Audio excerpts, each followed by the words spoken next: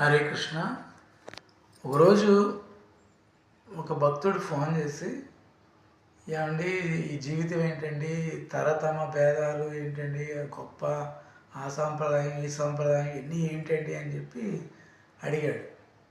ఆయనకి నేను ఒక విషయం చెప్పా, ఏంటంటే ఏమండి ఉన్నది మొత్తం ఒక్కటే, మనం ఆ ఒక్కదాన్ని డిఫరెంట్గా చూస్తున్నామండి.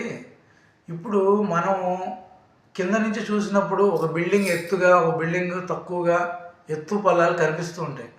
మనము బాగా ఆకాశంలోకి వెళ్ళి విమానంలో నుంచి చూసినప్పుడు అన్నీ కొద్దిగా సమానంగా కనిపిస్తాయి. ఈ ప్రపంచం అంతా ఒకటే అని చెప్పడానికి ఇంకొక ఉదాహరణ కూడా ఉంది. ఇంకా బాగా పైకి వెళ్ళి రాకెట్లో నుంచి చూసినప్పుడు ఈ రాష్ట్రాల భేదం, ఈ దేశాల భేదం ఇదంతా కూడా ఉండదు. మొత్తం అసలు భూమి నీరు అనేది కూడా ఉండదు. ఈ భూగ్రహం మొత్తం ఒక బంతిలాగా పైన విశ్వంలో నుంచి చూసినప్పుడు ఒకటిలాగే కనిపించింది.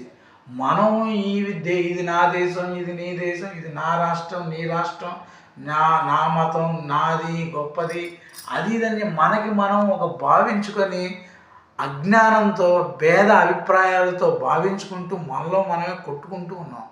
నిజానికి అన్నిటికంటే ఎత్తుపైన చూస్తే ఈ భూమి మొత్తం ఒకే ఒక గ్రహం.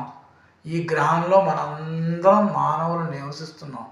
దీనిలో మనం కొట్టుకుంటూ తిట్టుకుంటూ ఉండాల్సిన అవసరమే లేదు. అంతా ఒక్కటే. అద్వైత స్థితిలో చూసినప్పుడు అంతా ఒక్కటే. హరే కృష్ణ.